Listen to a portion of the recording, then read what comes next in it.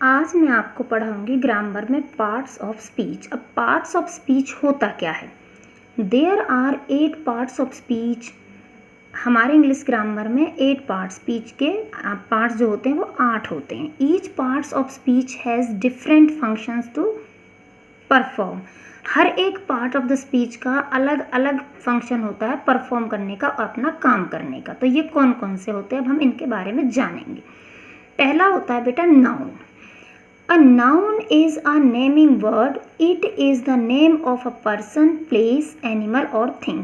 जो नाउन होता है वो एक नाम होता है किसी भी व्यक्ति का, स्थान का, जानवर का, वस्तु का आदि।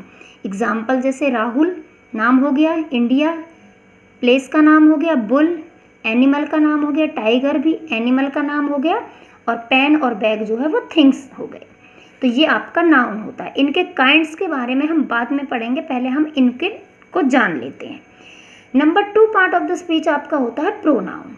अब pronoun is used in place of a noun in a sentence. जो प्रोनाउन होता है उसका यूज जो होता है बेटा वो नाउन की जगह पे होता है सेंटेंस के अंदर।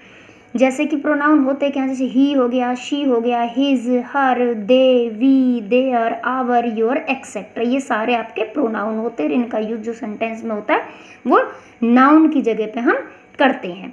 जैसे कि कोई भी सेंटेंस ले लेते हैं, जैसे राम इज़ अ बॉय। अब हम दोबारा लिखें सेंटेंस को, जो Ram is a good boy, तो Ram is a good boy दोबारा ना लिख के हम उसको लिखेंगे he is a good boy. तो उस राम के लिए हमने ही प्रोनाउन का यूज कर दिया। नंबर 3 होता है आपका adjective. And adjective is a describing word. जो एडजेक्टिव होता है वो डिस्क्राइबिंग यानी विशेषता बताने वाला शब्द होता है। इट डिस्क्राइब अ नाउन और a pronoun in a sentence. वाक्य में नाउन और प्रोनाउन को डिस्क्राइब करता है यानी कि उसकी विशेषता बताता है। एग्जाम्पल के तौर पर जैसे big, small, short, tall, good, neat, nice, honest इत्यादि एक्सेट्रा। ये सारे आपके एडजेक्टिव के एग्जाम्पल्स हैं। जैसे कि this is a big tree. अब ट्री क्या है, एक नाउन है, तो उसको डिस्क्राइब क्या कर रहा है, वो कैसा है, वो बड़ा है, बिग है, तो बिग उसके लिए यहाँ पर यूज हुआ। इसके बाद आपका आता है 4 kinds of parts of the speech का 4 जो काइंड होता है वो होता है आपका वर्ब। अब वर्ब क्या होता है?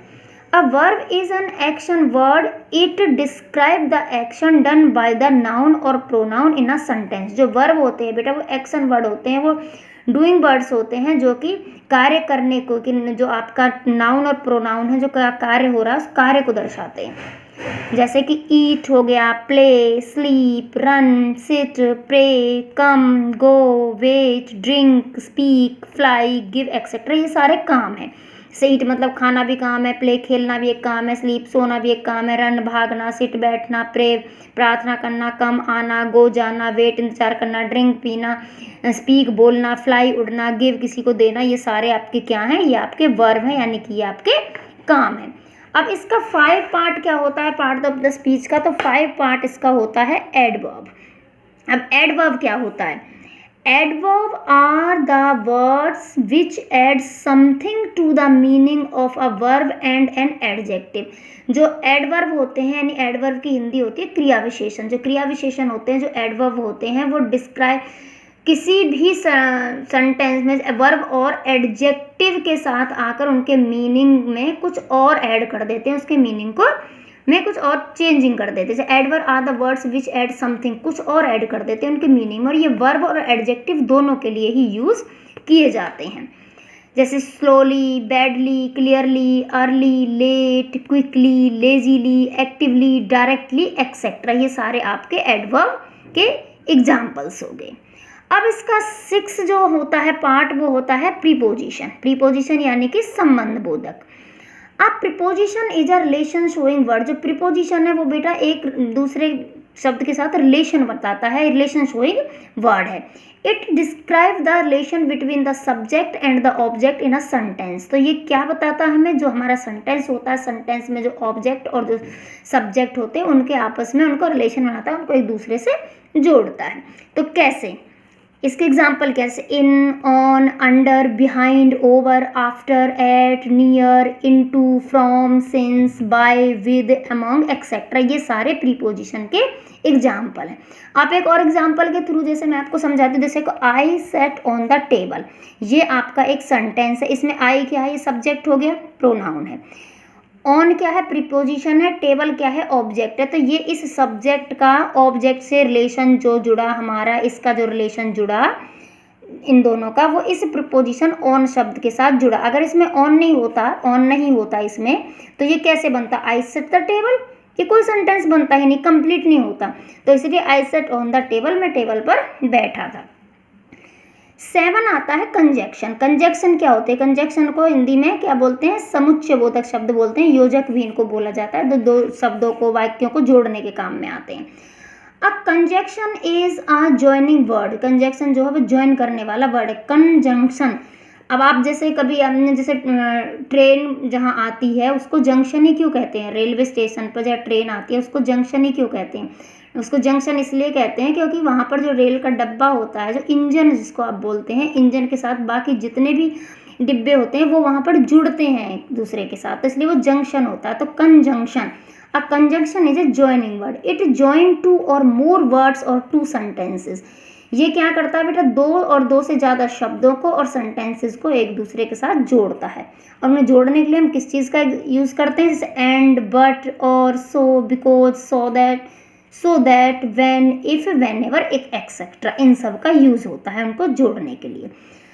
अब आपका आता है इंटरजेक्शन। अब इंटरजेक्शन क्या होता है, लास्ट का पार्ट है पार्ट ऑफ द स्पीच का 8, interjection. And interjection is a mood showing word, ये हमारे मूड पे डिपेंड है, ये हमारी फीलिंग्स को, हमारे मूड कैसा है, हैप्पी है या कैसा, उसको शो करते हैं।